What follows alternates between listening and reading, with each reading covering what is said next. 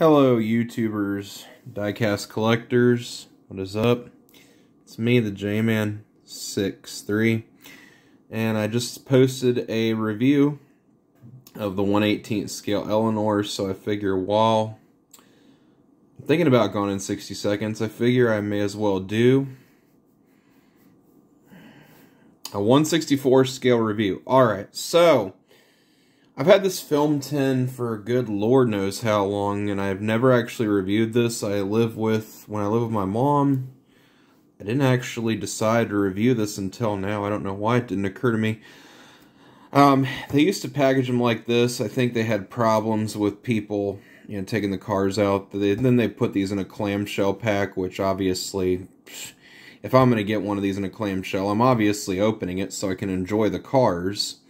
But anyway, the reason I had kind of got this was because it had a 1/64 scale Eleanor, as well as, I guess, some of the other OG cars from the movie. I would guess that Charger's an original car. I'd guess the Stingray is. I think that red one is from the new one. And, of course, you got Eleanor from the remake, of course. They don't really list the names, which I'm surprised. Which is kind of interesting.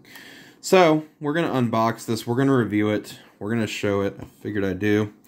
Anyway, before I go on here, there's a little excerpt on the back here, and I don't think this is actually telling you, custom 73 yellow Mustang, and they don't really tell you about this. They tell you about the original, they tell you about the remake. It bugs me they don't actually Eleanor, see, they don't list the names of the cars. So I've seen the new one, or the remake. I have not seen the OG. I'm guilty. Still need to watch it. Seen bits and pieces, but haven't seen the whole thing. Alright, so package opens like so. And then your film tin comes out. Whoop. Film tin comes out. It's a pretty nice packaging, honestly.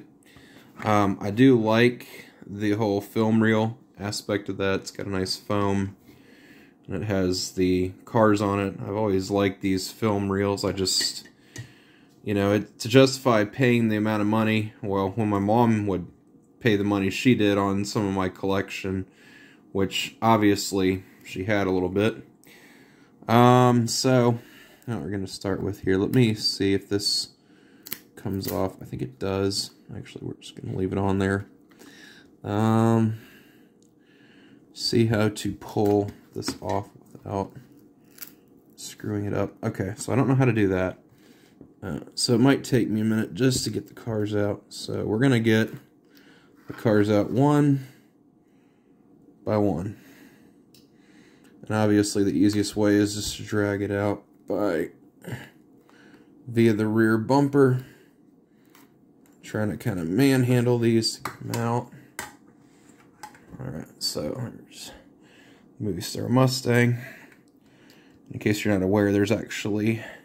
If you're not aware, there's a 100% series set that actually has the Eleanor, but it is kind of a stupid amount of money to pay for it. So, having a little struggle removing the Vette. Maybe I can remove the Stingray easier.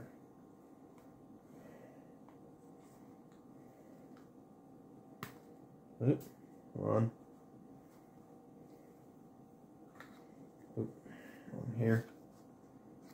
I'm just going to slip it out of the film tin itself. See if I can get the foam out of here.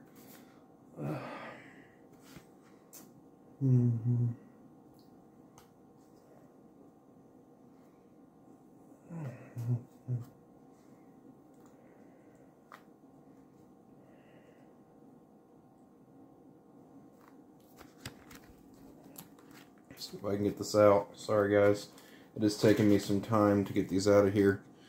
There we go. Okay, I got it slipped out of the back. Now I can just push them out like so. Alright, so that's an easier way of doing it. There we go. Alright, so got the cars out, got the tin.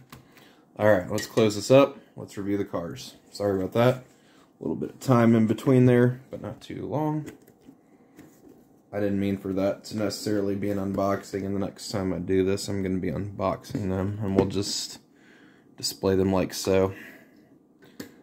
So, here's the cars. And obviously we're probably going to start with the best one first. We'll do the other one second.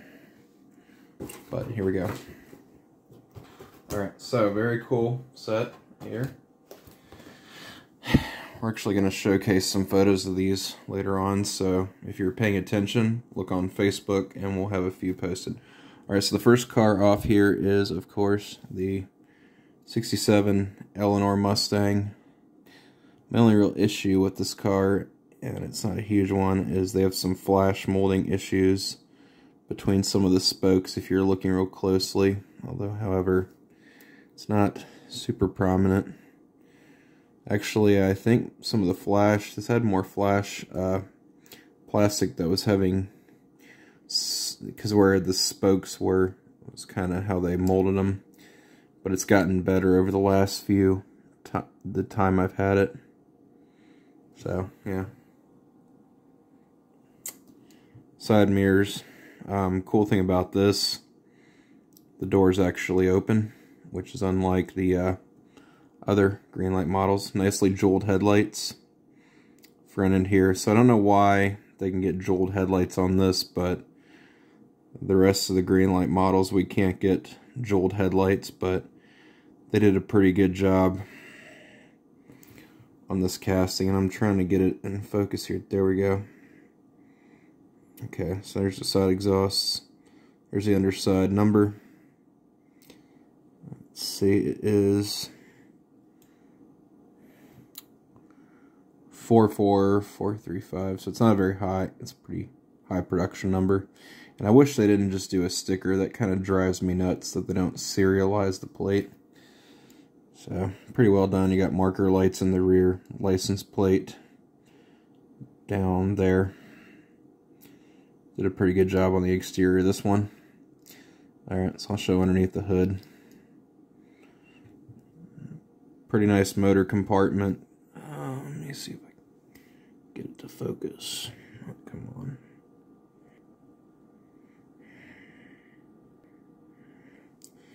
Pretty nice engine compartment right there. Did a pretty good job doing this, I think. This is probably one of my favorite Greenlight models that I've looked at now that I'm looking at it. Did a pretty good job. Most of the times the engine's just relatively blobby, but they got this one pretty well down pat. This actually might... I don't know if this is actually a Shelby Collectibles casting, but it definitely has kind of the premise of one of those for sure. But it's all in all, it's a pretty well done motor bay. Alright. Shut the hood. Alright, so the doors actually open. I figured I'd mention the doors actually open, so it's cool. It adds to the display presence of said model. Interior is pretty well done, honestly. Pretty good representation. So they did a pretty good job on this. Alright, so I'll open the other side. Don't want to have to try to zoom in to see every atom of the car. So pretty nicely done there. That's that one car. Spent a little bit of time on that, but there we go. Alright, so here's the second car. The Stingray Vet. Got pretty much the same details that Greenlight's known for. Tires are a tad chunky.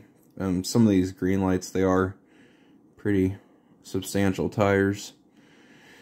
For the scaling, I don't know if that's accurate, but pretty well done piece here. Got the side trim right there going down the sides. It did a pretty good job on this piece. Interior is well done. Got the steering wheel. I would say this is probably from the OG Gone in 60 Seconds, as well as that green Charger, because I don't remember seeing these two in the movie. So I'd say these two cars in the center. I would definitely say that red Corvette is definitely from the other one. So I kind of argue that I think putting the Cuda in there would have been the better option, because it's more iconic, of course. That's where you see Angelina Jolie and Nicolas Cage about to, you know, get busy or whatever. But anyway, it's Pretty nice model. And I believe the hood opens if I can get this to actually cooperate. Hang on a second. Usually you have to do this. Hood's supposed to open, but I don't think I'm going to bother with this one too much, because if you've seen the engine on these, you pretty much know they're usually just a big old blob. Paintwork is good. License plate's nice. So, I don't think I'm going to try to open this hood. Obviously, can't get a finger in there. I don't want to force it. So, and this one has a 3,844 production. Okay, not a very high one. Pretty nice model. Spent more time on the Mustang, but of course, because it's more iconic. Here is the Charger from the set. Pretty decent model. I like these sublime green colors. Got some marker lights in the rear. I think these are painted in. Got these mag rims on here. Front end here. The front hood, I am sure 99.999% sure it wants to do it. See if we can get it to do it. There we go. Try to get it. Try to hit it with the... It's being a pain in the neck now.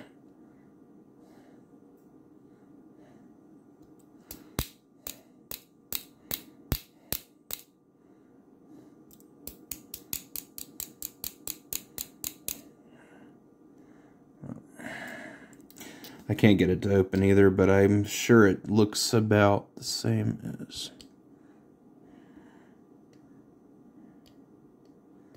Come on.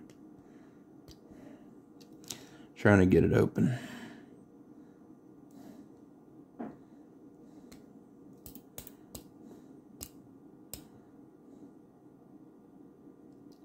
There we are, I finally got it. I was being a little... trying to get it. There we go, there's the motor right there. Again, kind of blobby looking for a green light. Not too bad.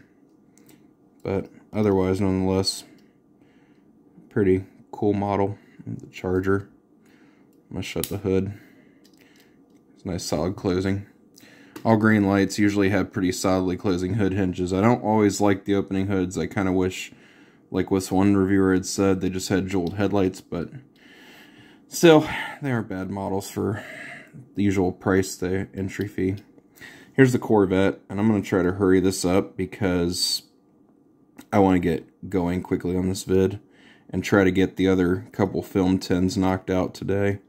So here's the Corvette. Not a whole ton to say about this. Got the plastic tan top interior. Pretty nice red exterior. License plate, I don't see one there. So, I forget what her name is in the movie, because they do refer to these as ladies in the movie. So, pretty cool. It's a good film if you haven't seen either one. And I don't think I can get this hood open. Let's see if I can. Let's see if I can indeed get it open. Don't think I screwed anything up, thankfully. Okay, there we go. I managed to get it open. So there's the motor right there. That was easier, less finagling than the other one. But like I said, the engines of Greenlight, sometimes they're kind of hit or miss, depends. I certainly think Auto World's got better motor detailing personally. Greenlight, in my opinion, should step up some of their detailing. I know some of the newer castings, they've done it, but it's alright here. Certainly not too bad. So red exterior, black Stinger hood. This is pretty nice. This model number looks like this is 381. Curious what the Charger is. I didn't actually look at that. Production sticker. Oh, actually this is number 11. That's actually low production number. That's kind of cool. Alright guys, well, that concludes my review of the Greenlight Gone in 6 set. And remember guys, if you like this channel, if you like what's on the content, Remember to consider checking all the stuff out. We need to get the watch hours up. So you guys know what to do. And remember, if it has to do with diecasts, it has to be the J-Man 6.3. We are back. We are reviewing, and we aren't going anywhere. All right. See y'all later. Bye.